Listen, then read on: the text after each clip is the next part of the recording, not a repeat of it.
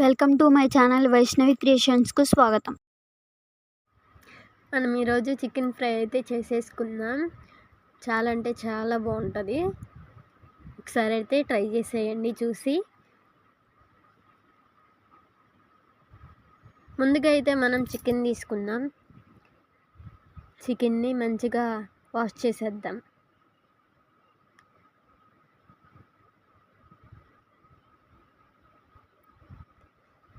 తర్వాత మనం తీసుకున్న వాటిని ఒక గిన్నెలో అయితే వేసేసుకుని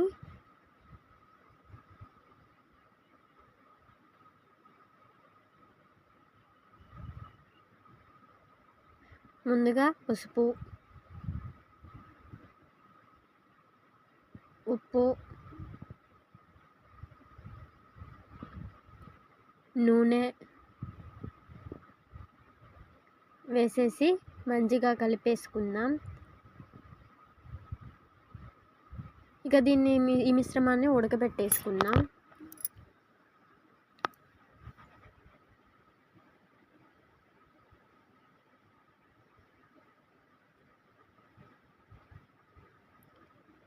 వాటర్ అయితే పోసేసాను ఉడకబెట్టుకోవడానికి.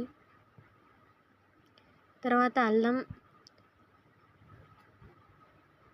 తగినంత, చిన్నుల్లిపాయలు, జీడిపప్పు, బాదం పప్పులండి, ఇవన్నీ కట్ చేసుకుని మిక్సీకి అయితే వేసేసుకున్నాను. తర్వాత అయితే ముక్కలు మనం ఉడకబెట్టుకున్నవన్నీ ఉడికిపోయాయి. నెక్స్ట్ ఇక స్టవ్ ఆన్ చేసి నూనె అయితే పోసేసాను.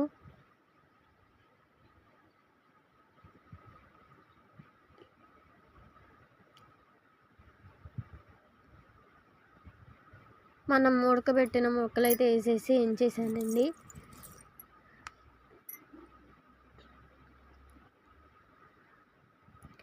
చూడండి, ఉడకబెట్టిన తర్వాత ఎంత బాగా ఉడికిపోయాయో.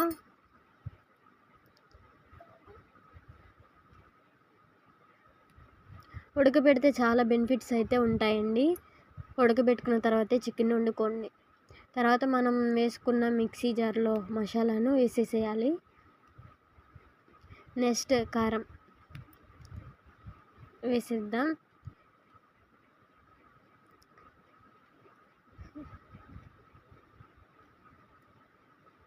ఇక మిక్సింగ్.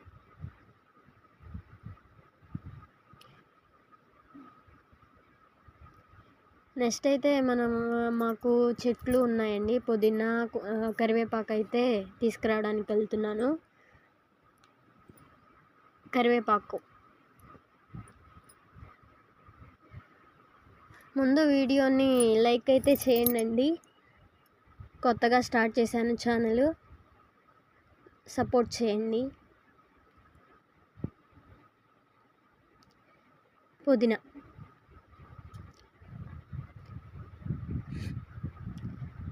ఇక ముందు నుంచి రోజు వీడియోస్ అయితే పెడతానండి, కుకింగ్ వీడియోస్.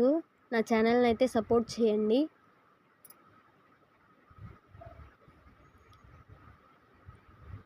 పుదీనా అయితే కర్రీలోకి మంచి స్మెల్ వస్తుంది. దాన్ని అయితే వాష్ చేసేసుకుందాం.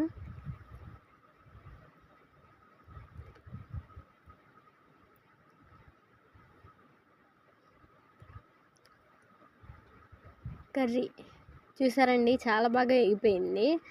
నెక్స్ట్ చికెన్ మసాలా, దాన్ని అయితే వేసేస్తున్నాను.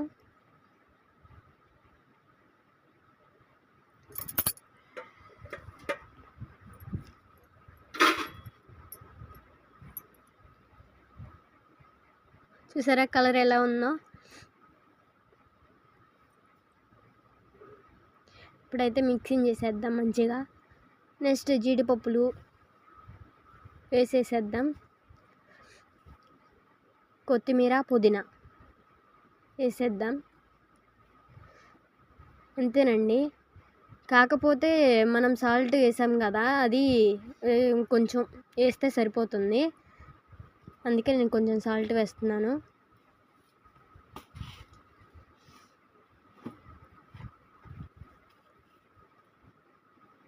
అంతేనండి, వేసి కలిపేసుకుంటే రెడీ.